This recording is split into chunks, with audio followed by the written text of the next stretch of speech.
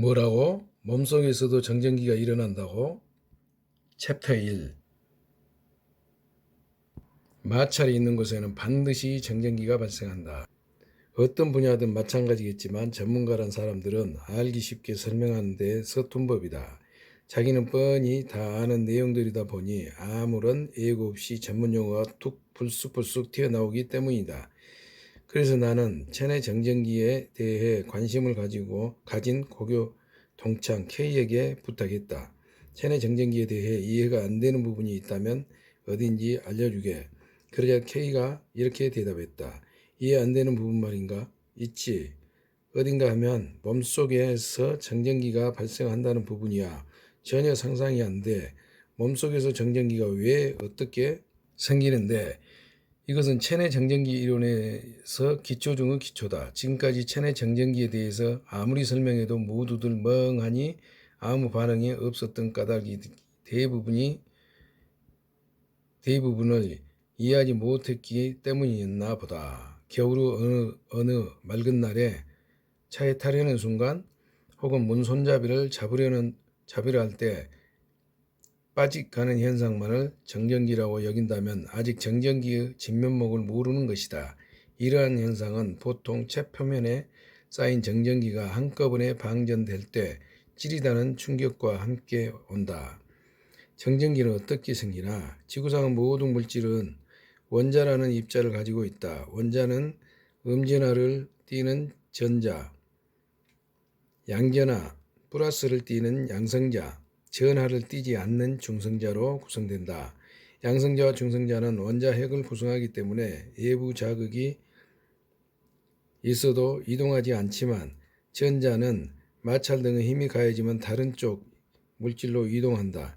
원자는 원래 전자와 양성자의 수를 같게 유지함으로써 정기적으로 중성을 띠는데 마찰과 같은 외부에서의 힘이 가해지면 전자가 다른 물질로 이동하고 그로 인해 전자의 수가 늘어난 물체는 음전하를 띠게 된다. 이처럼 물체가 전하를 띠게 되는 것이 대전이며 이러한 현상을 정전기라고 한다. 그림 1, 그림 2 참고. 그림 1. 정전기의 발생 단계. 접촉 전. 정전 유도로 B의 반대 극인 전자가 끌려온다. 접속 시 A의 전자가 B로 이동한다. 해리 시 B의 중성자가 상쇄되어 음전하를 띠게 된다. 그림 2. 전자의 이동으로 발생하는 대전의 무식도. 양성자, 중성자,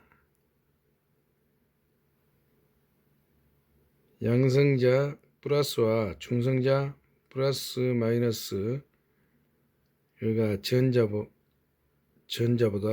클 때 양전하 플러스로 대전이 되고 양성자 플러스와 중성자 플러스 마이너스는 전자 마이너스 동전위 상태. 양성자 플러스와 중성자가 전자보다 더 클 때 음전하로 대전된다.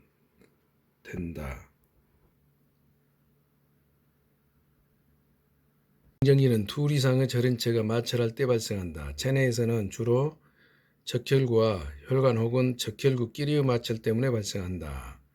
마찰로 생겨난 양성 혹은 음성 전하는 마찰한 두 물체의 조합이 무엇이냐에 따라 결정된다. 표 1을 보자. 마찰이 일어났을 때 양전하로 발생시키는 물질을 위에 음전하를 발생시키는 물질은 아래쪽에 오도록 배치했다. 표 1. 대전열, 대전서열표. 양전하 플러스로 대전.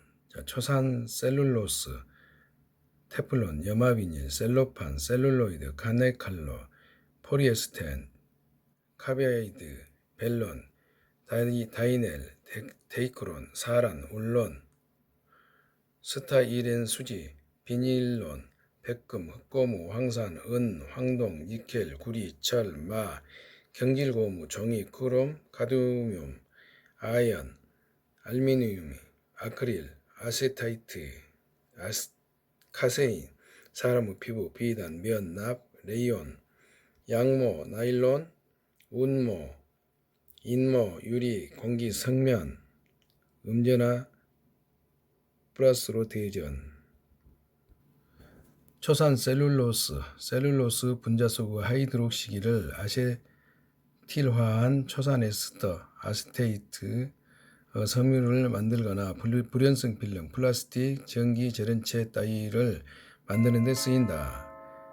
테플론, 포리스테틸라 플루오로에틸렌의 상품명, 마찰, 계수가 매우 작고 내압 강도가 높은 재료로 금속 반면 등에 붙여서 롤러 베어링 등에 사용하며 안전성이 우수하므로 실험장치 등에도 이용된다. 염화비닐, 아세틸렌의 염화 수소를 접촉해 만드는 유기화합물, 셀로판, 비스코스와 재생 셀룰로스를 이용해 만든 얇은 막성의 물질, 셀룰로이드, 나이트로셀룰로스의 장내와 알코올을 섞어서 만든 반투명한 합성수지, 카네칼론, 아크릴로이트릴과 염화비닐의 공중합에 의해 일본에서 만들어진 합성섬유의 상표명, 일반명으로는 아크릴계 섬유라고 하며 아크릴로니트릴 40~50%를 혼용한 것으로 가리킨다. 카바이드, 물과 반응하면 아세틸렌 가스를 발생시키는 물질, 탄화칼슘의 상품명, 벨론, 염화비닐 레덴을 주성분으로 한 염화비닐을 공중합시킨 합성섬유로 상품명, 다이넬, 미국의 유니버인 카바이드사가 1949년 개발한 합성섬유의 단섬유, 이름, 데이크론, 양털과 비슷한 포리에스테르계 합성섬유로 하나로 미국의 상품명, 사란, 염화비닐의 중합으로 만들어진 비닐수지로 화학섬유 하나, 올론, 미국 디퐁사에서 처음으로 만든 아크릴 합성섬유 상품명, 스타이렌을 중합에 만드는 무색 투명한 합성수지, 비닐론, 포리스티렐 알코올계 합성섬유 상품명, 경질고무, 신축성이 적고 단단한 고무로 주로 전기 제련체에 쓴다.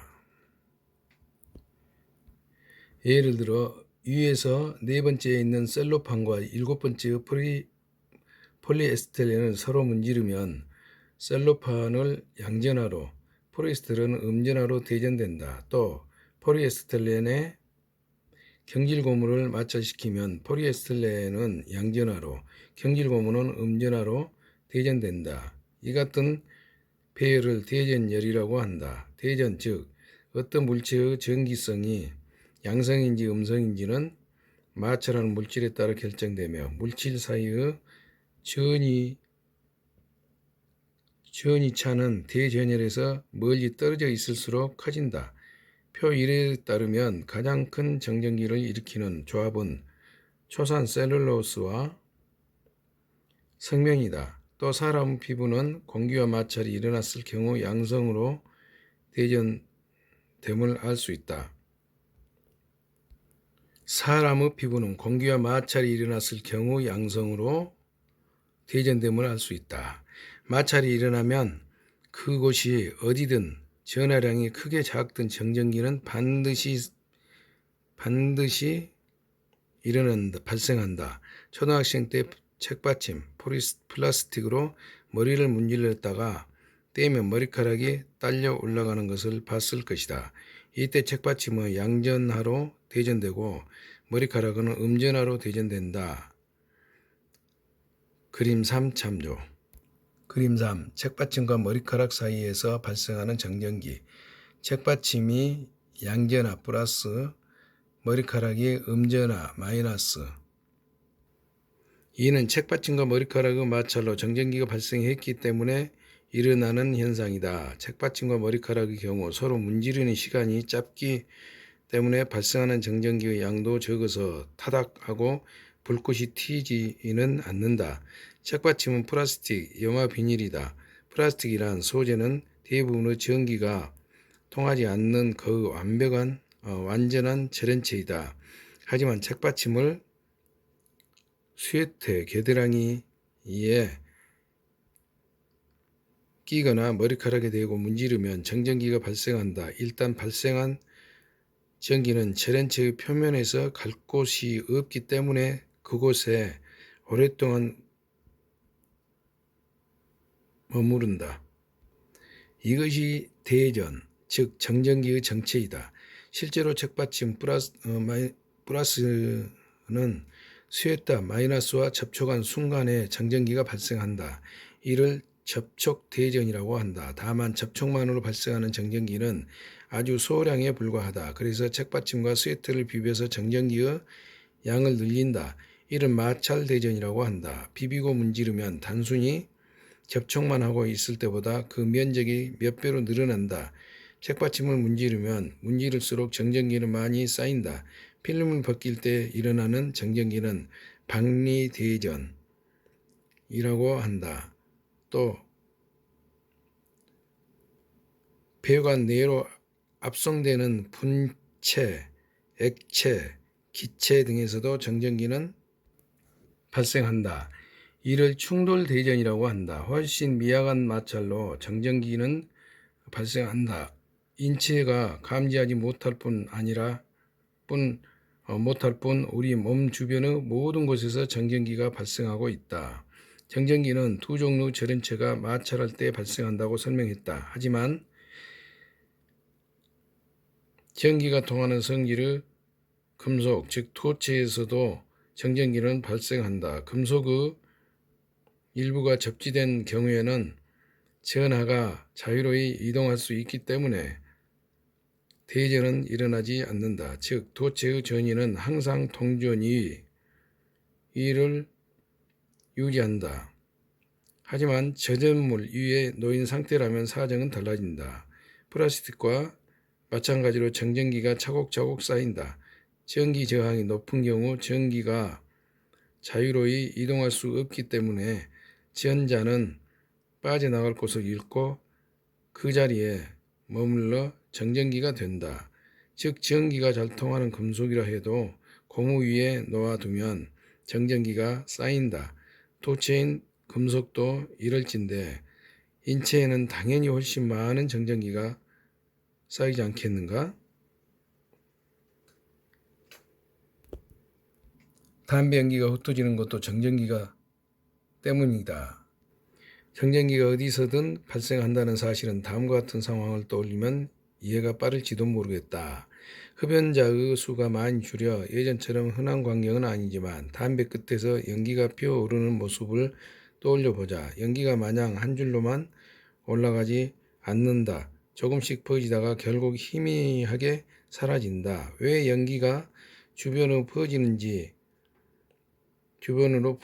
생각해 본 적이 있는가? 담배 연기가 원래 흩어지는 것 아니냐며 신경조차 쓰지 않은 사람이 대부분일 것이다. 설사 고민해봤다 하더라도 공기의 흐름 때문이겠지 하고 결론을 내리지 않았을까? 물론 바람이 불면 담배 연기는 순식간에 확산된다. 공기의 흐름 때문에 생성되는 힘을 난류에 의한 확산이라고 한다. 하지만 실내처럼 공기의 흐름이 미미한 장소에서도 담배 연기는 위로 올라갈수록 사방으로 흩어진다. 실내에서 일어나는 미약한 공기의 흐름에는 담배 연기의 작은 입자를 흩어놓을 힘이 없는데도 말이다. 남은 원인은 정전기밖에 없다. 연기 입자가 위로 올라가면서 공기와 마찰하게 되고 그러면 연기 입자의 표면에서 정전기가 발생하는 것이다. 그림 4참조. 담배 연기 확산.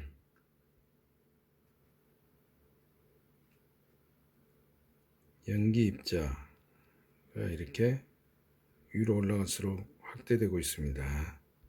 그 말은 연기 입자의 표면에서 정전기가 발생하고 그로 인해 입자의 입자와 입자가 서로 반발해서 멀어진다는 소리곤.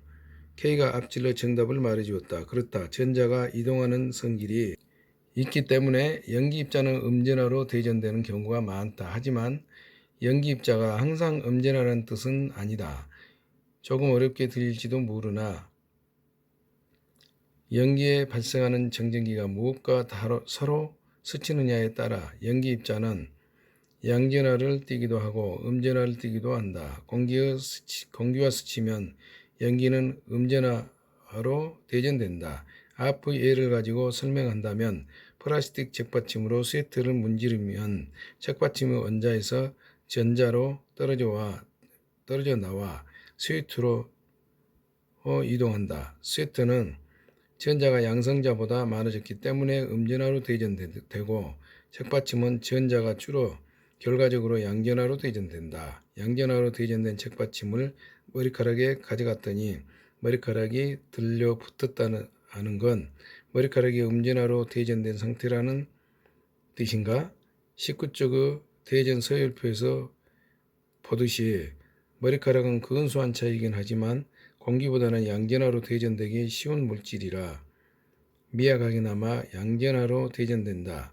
그러므로 원래대로라면 양전하로 대전된 책받침과는 서로 반발해야 맞다. 하지만 정전 유도에 의해 양전하로 대전된 머리카락의 내부에서 반대극인 전자를 표면으로 이끌어내 머리카락 표면을 음전하로 대전시켜 버리기 때문에 책받침과 머리카락은 서로를 끌어당기게 되는 것이다. 그렇다면 강력한 정전기는 반대극의 정전기를 끌어당긴다고 기억하면 되겠군. 그게 정전 유도이고 이처럼 물질에는 마찰하는 대상에 따라 양전하로 대전되는 쪽과 음전하로 대전되는 쪽이 있다. 흔히들 음이온, 운운하면서 피부는 공기보다 양전하로 대전되기 쉽기 때문에 음이온을 이용해서 정기적으로 중화시켜주면 좋다라고 광고하는데 실제 현상에 비추어 보면 음이온이 아니라 전자라고 해야 옳다. 전자는 음전하를 띠고 있는데 상업적인 의도에서 이온이란 말만 덧붙여서 몸에 좋다는 이미지를 심으려 한 말 장난에 불과하기 때문이다. 담배 연기가 왜 넓게 확산되는지를 이해했을 것이다. 담배 연기가 피어오를 때 생기는 마찰은 아주 미미하다. 그럼에도 정전기는 발생한다. 이를 보면 정전기가 모든 곳에서 발생한다는 사실을 납득할 수 있을 것이다. 몸속에서는 어떨까? 심장은 1분에 6, 70회 뛰고 혈관 내부로 혈액이 흐른다. 림프액도 흐른다. 기관을 거쳐서 폐로는 공기가 들어온다. 음식물도 식도를 타고 내려와 유와 장을 통과한다. 이들 모두에서 마찰이 일어나고 있다. 따라서 이곳에서도 당연히 정전기가 발생한다. 이를 인정하지 않는다면 현대 과학을 부정하는 것이다. 내가 남들과 다른 점이 있다면 누구나 당연하게 여기는 현상에 의문을 뿜는다는 것이다. 사방으로 퍼지는 담배 연기만 해도 그렇다. 너무도 당연한 일이라 대부분의 사람들은 그 이유 따위에 대해 생각해 본 적이 또 없다지만 나는 바로 그 당연한 현상 속에 진리가 깃들어 있다고 믿는다. 뉴턴이 사과가 떨어지는 당연한 모습에서 만유인력의 법칙을 발견했듯 아르키메데스가 역조물이 넘치는 모습을 보고 아르키메데스의 원리를 발견했듯 이 세상의 모든 현상은 그 자체를 추구하는 이에게 진리를 깨닫는 단서가 되어주지 않는가? 나의 설명을 들은 케인은 열심히 머릿속을 정리하고 있다. 그 생각이 정리될 때까지 나는 참을성 있게 기다리기로 했다. 한참 생각에 잠겨있던 K가 다음과 같은 말을 했다. 겨울에 삐져가고 오는 정전기랑 체내 정전기는 따로따로 생각해야 이해가 쉬울 것 같아. 둘을 한꺼번에 생각하면 너무 헷갈려. 좋은 지적이다. 흔히 정전기라고 하면 대부분 체표면에서 일어나는 현상으로 이해한다. 하지만 찌릿찌릿한 정전기는 체내 정전기가 아니라 체표 정전기이다. 정전기가 잘 일어나는 옷을 입거나 카페 뒤를 걸으면 몸 전체에 정전기가 쌓인다. 이것이 단숨에 방전되는 현상이 바로 문 손잡이를 잡거나 차에 타는 순간 일어나는 불쾌한 정전기이다. 이 같은 방전 현상이 일어나려면 적어도 3만 볼트에서 4만 볼트 전압이 필요하다.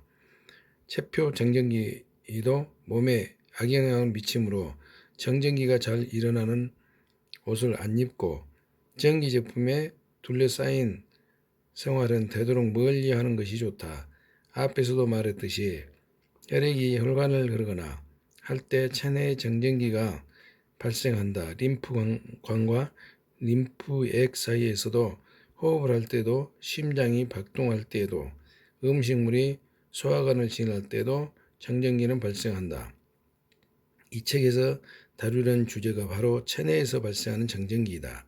체표 정전기보다 훨씬 골치 아픈 질병을 만들어내는 원흉이 바로 체내 정전기이기 때문이다.